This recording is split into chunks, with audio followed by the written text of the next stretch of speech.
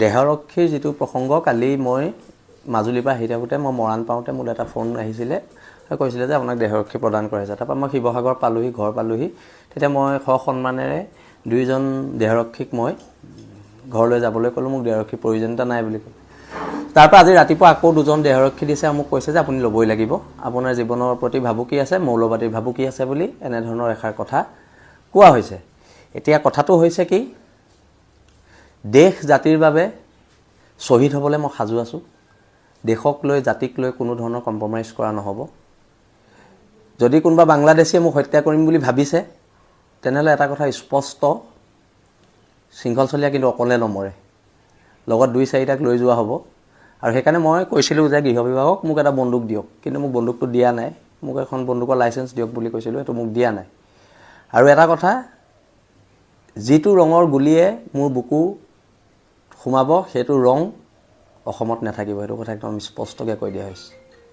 আৰু যুঁজিবলৈ মৰিবলৈ আমি সাজু আছোঁ, একদম স্পষ্ট কথা। আৰু অনাগত দিনত খিলঞ্জীয়া মানুহৰ, হিন্দু মুছলমানৰ ঊৰ্ধত গৈ খিলঞ্জীয়া মানুহৰ অধিকাৰ ৰক্ষাৰ যুঁজখন আমাৰ চলি যাব। আৰু বীৰ লাচিত সেনাৰ প্ৰত্যেক সৈনিক মোৰ সাহস, অসমৰ খিলঞ্জীয়া জনগণ মোৰ সাহস, আৰু খিলঞ্জীয়া জনগণে মোক নিৰাপত্তা দিব বুলি মই সদায় ভাবোঁ। আৰু তথাপিতো চৰকাৰে যিহেতু কৈছে, কিবা ইনপুট থাকিব পাৰে তেখেতলোকৰ, সেই বিষয়ে মই জ্ঞাত নহয়। আৰু অনাগত দিনত মই পুনৰ কৈছোঁ এখন ঐক্যবদ্ধ সংগ্ৰাম হ'ব। দুইজন গুৱাহাটীৰ পৰা আহিছে, তেওঁলোক স্পেচিয়েল ব্ৰাঞ্চৰ মানুহ বুলি কৈছে, আহিছে আৰু আমাক আৰক্ষী প্ৰশাসনে জনাইছে যে আমি ল'বই লাগিব বুলি কৈছে। আৰু সেইকাৰণে নাই, মোক কৈছে যে মৌলবাদী সংগঠনৰ পৰা আপোনাৰ জীৱনলৈ ভাবুকি আছে। কিন্তু এটা কথা স্পষ্টকৈ কৈ দিওঁ, আমি কোনো মৌলবাদী সংগঠনলৈ আমি ভয় নকৰোঁ।